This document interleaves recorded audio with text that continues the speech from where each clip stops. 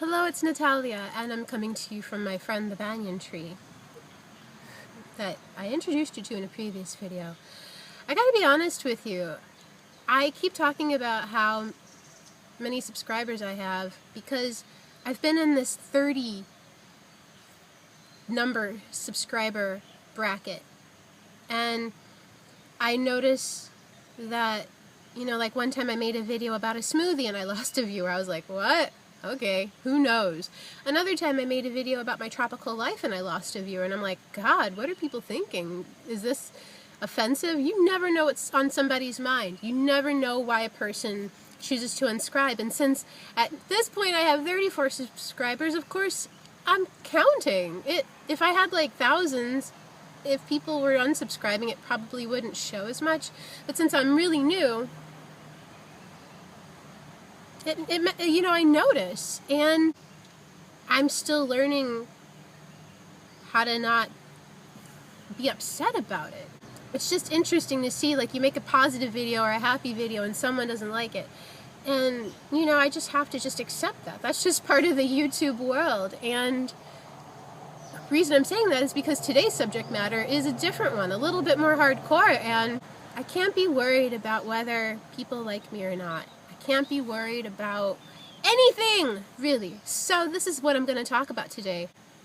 And it's a touchy subject. It really is. I hear things, I see things, and I go, wow, I really feel like I need to speak up. This topic is, I still hear people using words and terminology from slavery, particularly for African American slavery. And in this video, I'm going to come from a point of view of African American, because I know that around the world people use the term black, but I just don't really like that word. I'm going to just use African American coming from an American point of view. So this is the thing. There's this phrase that I've been hearing as of more recently called, women of color, which could pretty much mean anybody who's not completely fair skinned with straight hair. Could go for Latina women as well as African American women. The thing is that African Americans in particular, I notice that when people who are not African American hear the term women of color, this doesn't go for everybody, but I've heard it come from some.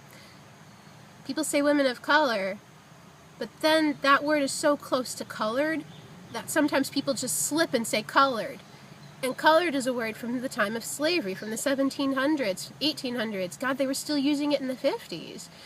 And it was a very derogatory term. The word colored comes from a time of slavery. And it's a very taboo word. It's a very unkind word as well. It's a very derogatory word. So when people hear the term women of color and they slip or don't know and just say colored, I've heard people say that, and I've had to tell them, hey, that's a slave word. That comes from slavery, and it's really unkind, and it's pretty derogatory. And they didn't know what they were saying, so they really appreciated me expressing that. They don't want to go around continuing saying that. They might get beat up or something, or cussed out or something. And where I'm coming from with that is the term colored coming from the times of slavery. There's other terms from the times of slavery that are still used to this day, like the infamous N-word. I'm not going to say it, but I'll spell it. Nigger. Never fine. I mean, really, people still use it to this day, and they think it's hip, they think it's cool. A lot of people get it from rap or hip-hop culture, and it's like, yeah, African American people use this word towards themselves. People with African in their bloodline still use this word towards themselves. And so people who are not African-derived or African-American hear this, and they think that it's cool, or it's hip, or it's fun, or it's playful, or it's really alive, or it's really happening, or it's a part of hip-hop culture, it's part of rap culture, and then they use that word. They use it towards themselves, or they use it towards other Africans or African-Americans, and it's just perpetuating, I feel, more ignorance. Because think about it. If some slave master in the 1800s, early 1900s was saying this to put down a group of people, and it came from a very hateful, ignorant place, and it still has this root of not feeling good when it's heard. Don't you think that when that word is used today, it's still, I mean, God, it came from a it came from a derogatory place, so even when you use this word today, it still has a derogatory punch to it. And the subconscious mind doesn't sleep. If you say that word, subconsciously you're really putting yourself down. Subconsciously you're putting each other down. And it's not hip and it's not cool, okay? And then there's the word nappy. I'm just going to use these 3 examples. You know, that word came out in the late 1700s. I don't know if it was 1784 or what. But that word came out from, you know, the times of slavery when, you know, Africans were being oppressed, brought to America from Africa, and they were being degraded for their skin color, for their, you know, facial features, for their hair texture, for the way that they spoke. And it's like, how is using terms and words from slavery positive? People use the word nappy, and it's a word from slavery. It's a term from slavery. And subconsciously, I really still feel like it's putting a person down. You know, the kinder term is probably tangled, you know? Tangled hair. It's like people use that word nappy so openly, so playfully, so jokingly.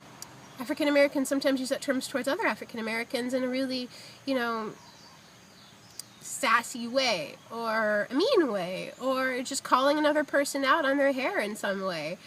But when you use these words towards each other and yourself, subconsciously, I really still feel like it's a put down. You know? I'll use those 3 examples. And I seriously do not believe in embracing these words to not let them, like, get to you or bother you. Because guess what? They came from some ignorant slave master from way back in the 17, 18, early 1900s, who was putting people down, who obviously didn't know how to respect or regard other people and their culture or their feelings. And these slave masters from back in the day made up all these awful terms, and people are believing them, and it's like, do you really, really think that those words from then are going to really make things better today?